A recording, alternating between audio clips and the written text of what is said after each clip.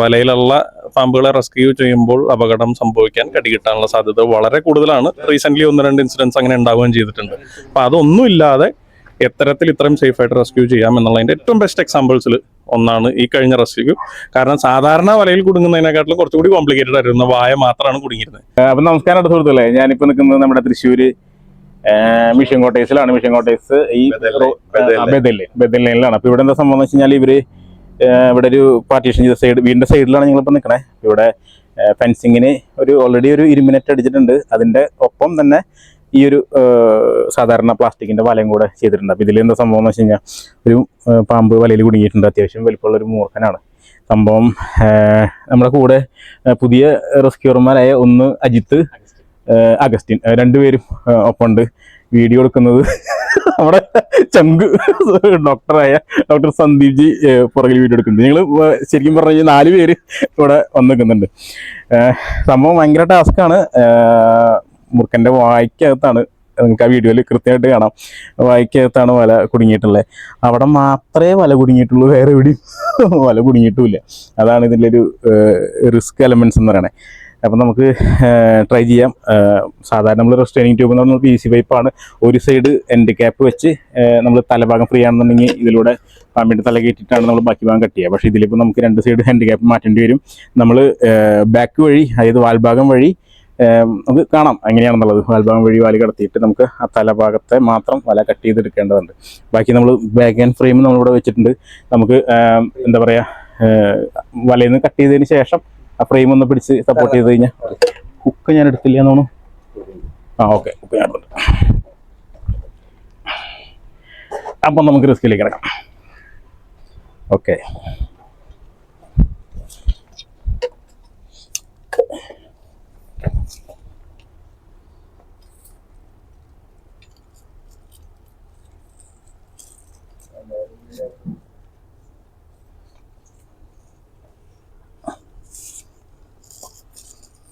ആ വലയിൽ നിന്ന് ചിലപ്പോൾ വിടാനും സാധ്യതയുണ്ട്. അതും കൂടെ നമ്മൾ നോക്കണേ.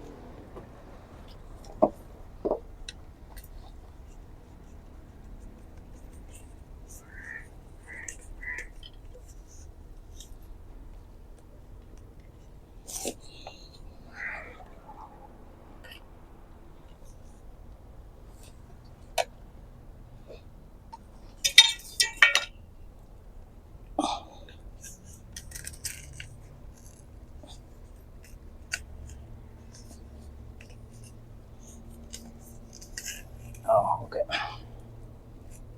ഓക്കെ,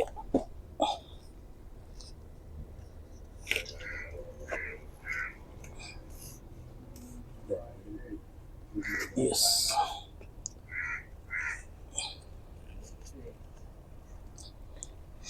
കത്രിക ഓക്കെ, ഒന്ന് സപ്പോർട്ട് ചെയ്തിട്ടോ ഈ വാലി.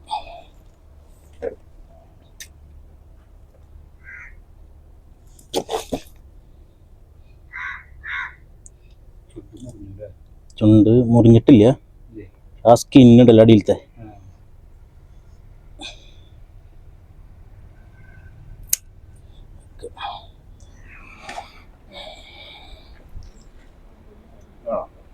വേണ്ട വേണ്ട, ഞാൻ ഒന്ന് ഹൈറ്റിൽ വയ്ക്കാൻ പറ്റുന്നില്ല.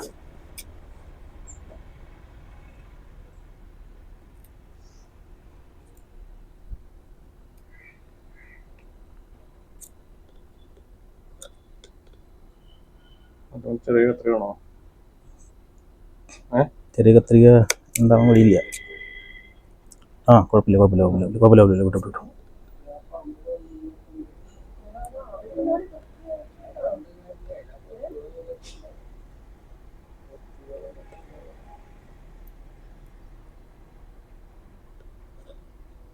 അങ്ങനെ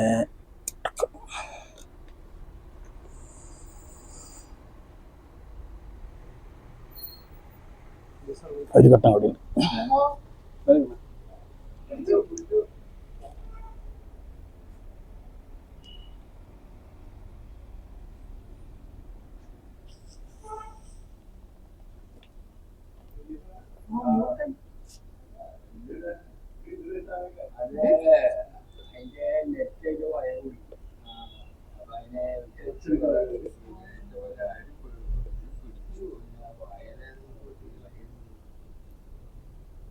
യെസ് കഴിഞ്ഞുട്ടാ. മുറിവൊന്നുമില്ല, സംഭവം ആ വാല ചുളിഞ്ഞതിന്റെ ഒരു പ്രശ്നം മാത്രമേ ഉള്ളൂ കേട്ടോ. ചതവാണ്, വേറെ പ്രശ്നമൊന്നുമില്ല. ഓ പിന്നെ വേറെ മുള്ളല്ലോ, താഴെയല്ലേ, കുഴപ്പമില്ല.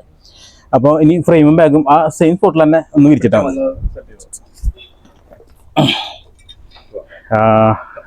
കയ്യിലെ വാച്ച് ഞാൻ എടുത്തോളാം കേട്ടോ. വാലുട്ടോ.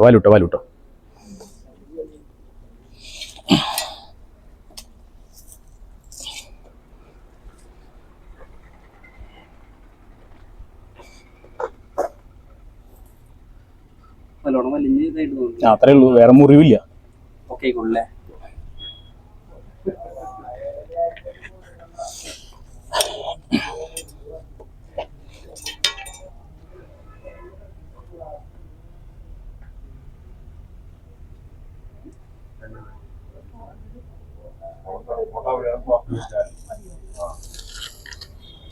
ഓക്കെ.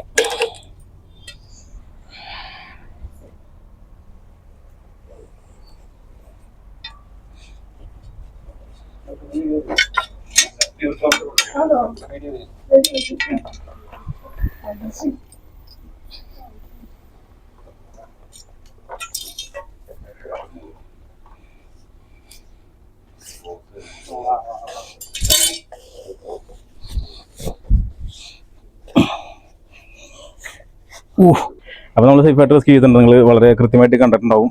ഒന്ന് ഇത് പ്രത്യേകിച്ച് വീണ്ടും ഞാൻ എല്ലാ വീഡിയോകളിലും ഇപ്പോൾ നിലവിൽ റീസെൻ്റ്ലി ഞാൻ പറഞ്ഞു തുടങ്ങിയിട്ടുണ്ട്. കാരണം കുറേ പേര് എൻ്റെ അടുത്ത് പേഴ്സണലി നമ്മളടുത്ത് ചാറ്റ് ചെയ്തതിലും അല്ലെങ്കിൽ ഫോൺ വിളിച്ചിട്ടും പറയാറുണ്ട്, നിങ്ങളിത് വളരെ ലാഘവത്തോടു കൂടെ ചെയ്യുമെങ്കിലും മറ്റുള്ളവർ വീഡിയോ കണ്ടിട്ട് അനുകരിക്കാൻ ശ്രമിക്കരുത് എന്നുള്ളൊരു സന്ദേശം കൂടെ കൊടുക്കണമെന്ന്.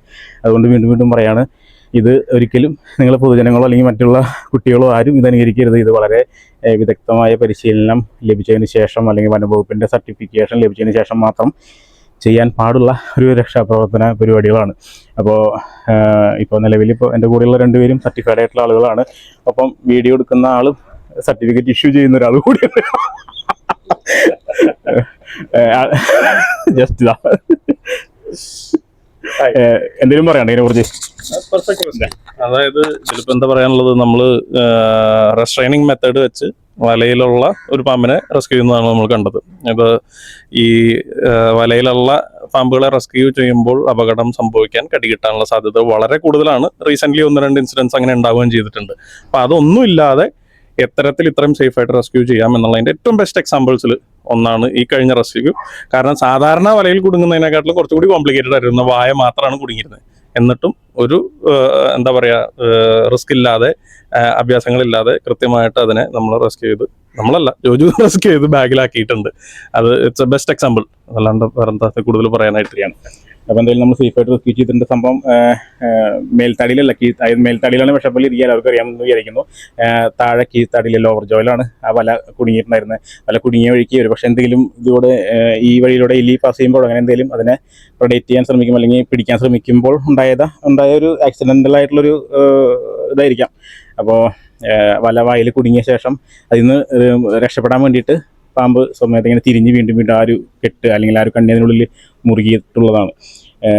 വേറെ മുറിവോ കാര്യങ്ങളൊന്നുമില്ല. ഒരു ചെറിയൊരു വല മുറുകിയതിൻ്റെ ഒരു ടൈറ്റ്, ആ ഒരു സ്കിന്ന് ഇങ്ങനെ എന്താ പറയുക ചതഞ്ഞ് ഇരിക്കുന്നെന്ന് മാത്രമേ ഉള്ളൂ. തനിയെ അത് ഹീലായിക്കോളും.